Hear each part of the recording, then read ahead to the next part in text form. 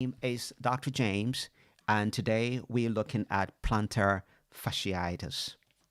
Plantar fasciitis is simply inflammation of the plantar fascia. Well, we have to understand what is plantar fascia because in the every medical term, itis, that is the fasciitis. Itis means inflammation of the fascia. But let's understand what is fascia. And also, we should understand the term ligament. Let me explain these things so that you understand fully plantar fasciitis. So, in a literal term, is a heel pain, the pain in your heel or in your foot. But then let's go and or come to plantar fasciitis or plantar fascia. What is fascia? Plantar fascia is a long, thin ligament that lies directly beneath the skin on the bottom of your foot. Once again, here is a long, thin ligament that lies directly beneath the skin on the bottom of your foot. It's like a bow string, like a bow. So we know the bow string. It's like that. And it connects the arc of the heel. You see, sorry, the arc of your foot, I should say. But then, what is ligament? I mentioned ligament. Ligament is a short band of tough, flexible, fibrous connective tissue. It's a sort of a strong muscle, I should say, or a string, very tough one and quite flexible, and it connects um, the front of your foot to the back of your heel. It's very important. It connects the heel to the front of your foot and support the arc of your foot. You see, your foot that you put down, there is a sort of arc, a triangle-shaped arc. That is the underneath the sole of your foot, and that arc is so important for you to be able to step well or walk nicely without getting the pain. And the plantar fascia or the ligament serves as a shock absorber, and so it connects it, all right, so that you don't have pain when you are walking naturally, or you don't have pain when you are running. So plantar fascia is just the connective tissue. That is the ligament, the strong ligament, a band of this tissue that connects the front of your foot to the heel, all right? And the inflammation, the chronic local inflammation of the ligament that stretches underneath the sole, what I've explained, is called the plantar fasciitis. All right. So the inflammation, the swelling of this strong ligament that connects the front of your foot to your heel is called plantar fasciitis. That is what we're looking at tonight or this evening. And it's quite typical to experience heel pain, the pain in your heel, the foot itself, the pain, stiffness, and then tenderness.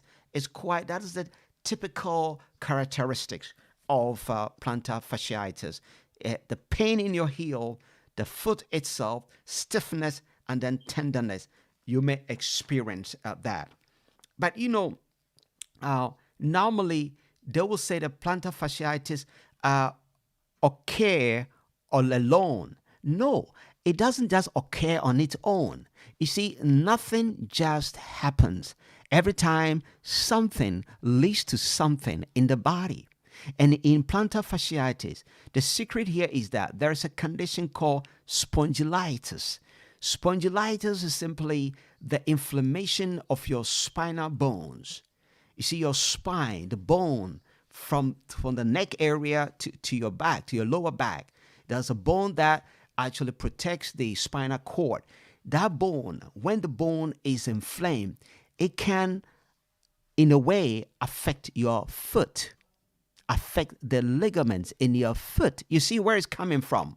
And so it's quite typical that if you have pain in your back, you can have also pain in your foot. You see, the body is connected. We are intertwined, it's connected. So when one part of the body is affected, it can affect the other part. Maybe you have some inflammation in your spine that you don't know before you realize you have problem in your foot. Now, if you want to naturally have health in your bones, then you need to have strong circulation, listeners. Strong circulation. If you have good circulation and good digestive system means that you are getting your minerals into your bones. And of course, your blood, which is good, which if it flows well, carries those minerals to the tissues, to where it should be in your body. So that is the key thing. So if someone has plantar fasciitis and the person doesn't reverse this condition, what it leads to what they call plantar fasciosis. Plantar fasciosis is just due to what they call a vascular scarring of the plantar fascia. Let me explain this.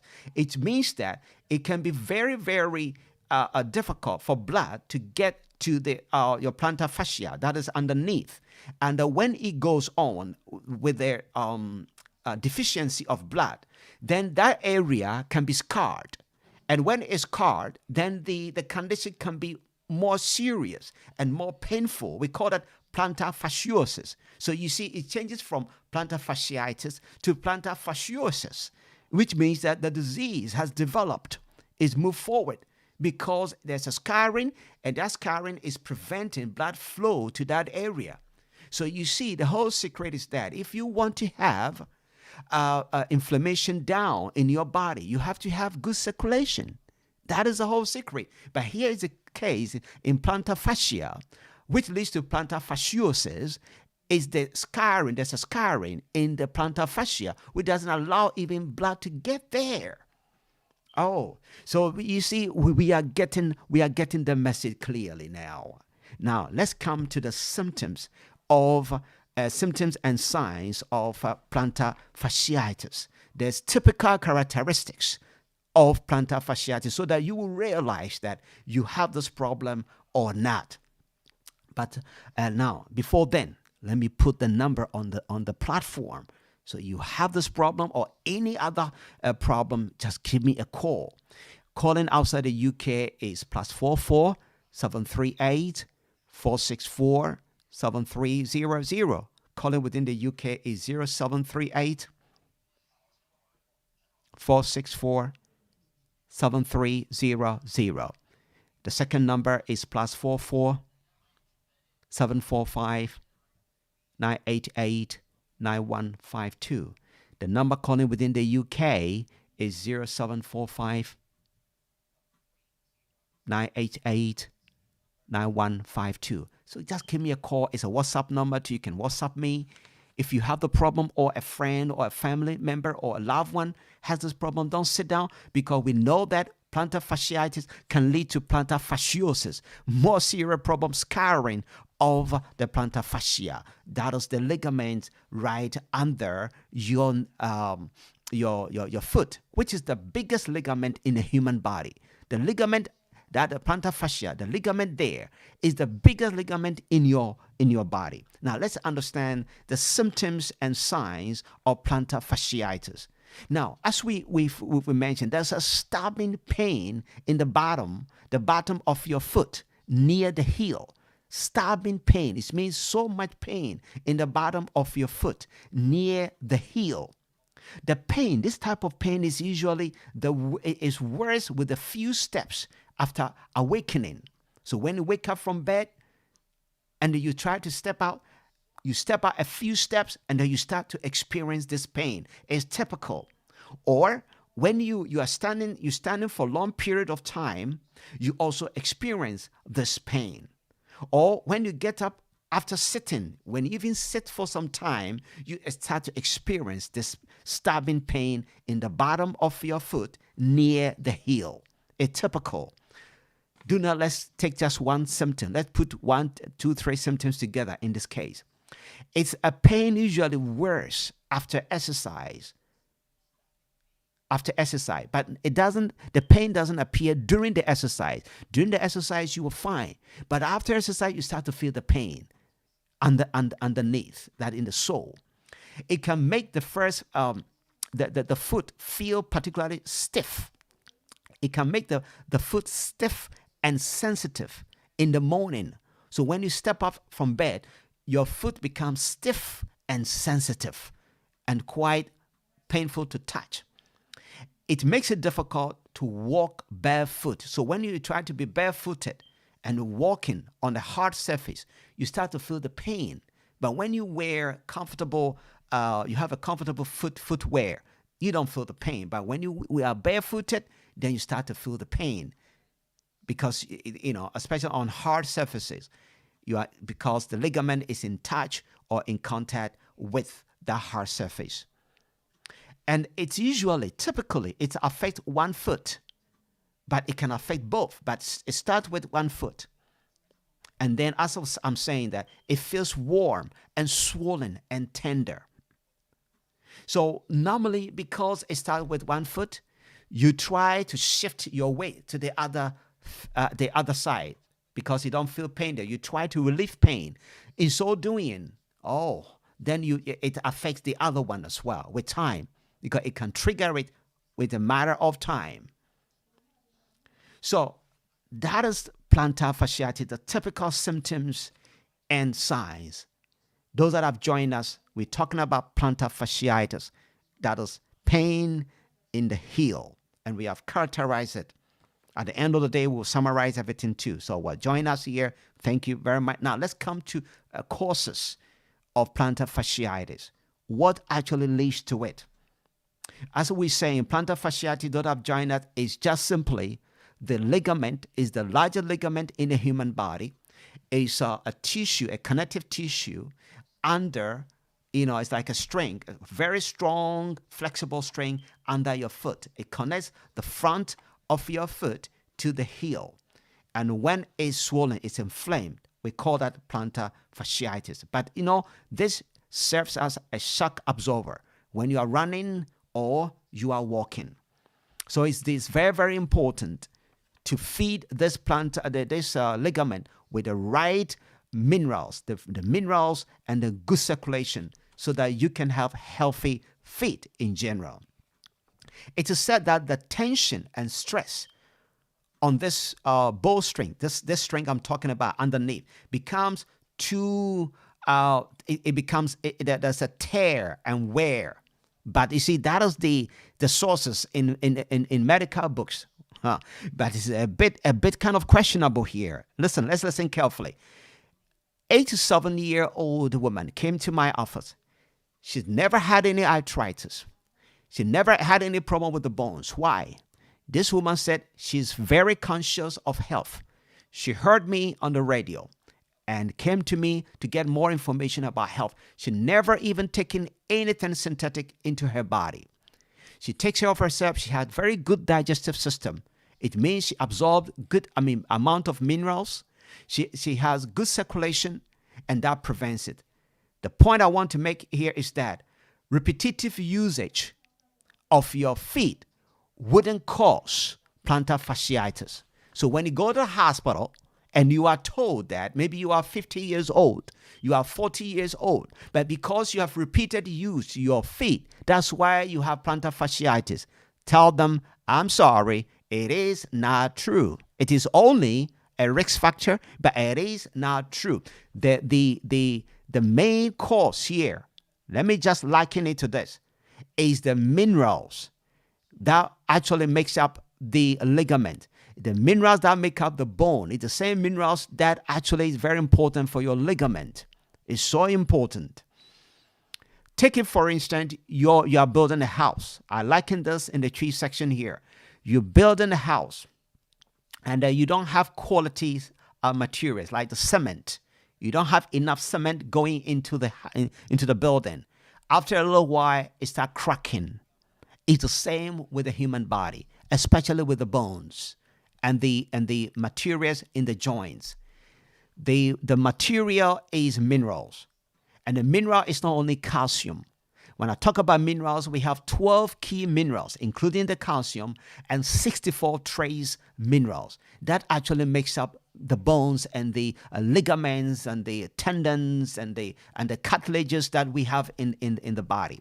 So if you have good digestive system and you absorb your minerals and you have good circulation to transport these material into your the whole skeletal system, including the ligaments, you can use your feet over and over and you wouldn't have any problem at all. Taking, for instance, the people that live in the villages, especially in Africa. They may travel, walk long journeys to fetch water, long journeys to go to the farm. They use the feet more than even people living in the cities or living abroad. But they don't have plantar fasciitis because most of them, they eat, well, these days, well, I hope it's organic, and they absorb their minerals well. They have good circulation, so they don't have these unnecessary problems. Plantar fasciitis is quite common in the Western culture, in the Western world. Let's move on now to the risk factors here. When I talk about risk factors, I'm talking about who actually gets plantar fasciitis. Normally, we say it's between the ages of 40 and 70. But 40, 70, it doesn't really mean anything. You can be 80 and you may not have plantar fasciitis. I've told you already, it's all about the mineral status in your body.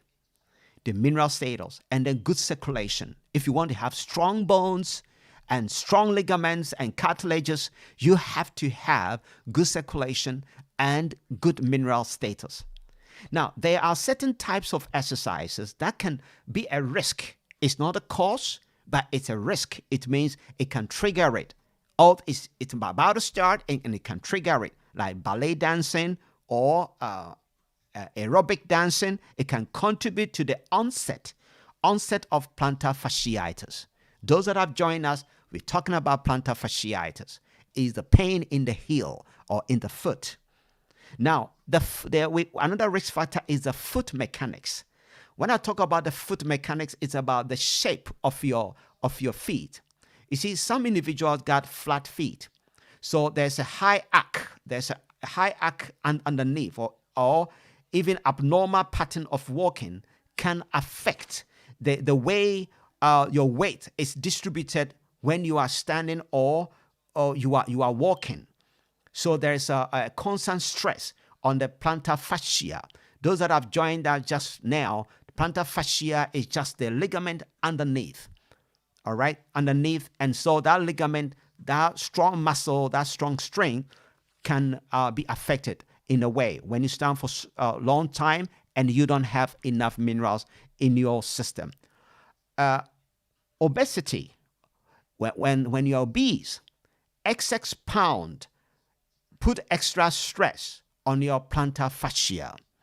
But not only that, but extra 1 pound of fat added to your body also needs extra your heart to do extra work. So if you're obese, it means that with time your heart can even be weak because you need extra 1 mile of blood vessel to get blood everywhere in your body. So your heart can be weak, and when your heart is weak, distribution of blood in your body can be a problem, including your brain and including your feet, because your feet and your hands, they are the farthest from the heart. So if you have circulatory problem, the feet and your hands, they suffer a lot. They have less blood. Those that have poor circulation, this is up to you now. Some occupations like factory, workers, factory workers, teachers, or shop assistants, cashiers, because they stand for a long time, it can be a risk factor as well. And then tighter calf muscles. When your muscles in your calf is quite tight and not flexible, it can then also affect it because the calf is connected to your heel. So if you have problem with your calf, sooner or later, you may have problem with your heel. You see, nothing just happens. At the beginning, I mentioned that if you have problem with your spine, the spinal bone, you can have problem with your feet. And now I've also mentioned if you have problem with your calf, you can have problem also with your feet. Also, wearing shoes with soft sole. Those that wear shoes with soft sole or poor arch that supports them can also trigger this problem. So you don't just wear any shoe. When you're buying shoe, invest well into a good footwear. Don't just buy any shoe with a soft sole. You have to buy shoe with a good sole to support the arch of your feet. It's so important. Now, what complications can these plantar fasciitis bring? The complications, if you ignore plantar fasciitis, it may result in chronic heel pain that can hinder your regular everyday activities. It means even going to work or doing your normal things, trying to complete normal tasks in the day, you may not be able to complete it. Plantar fasciitis may not kill you. No, it may not kill, no, but it will make your life miserable. And this life, every day you should enjoy it, but not feel miserable because of plantar fasciitis. This can lead to changing the way you walk.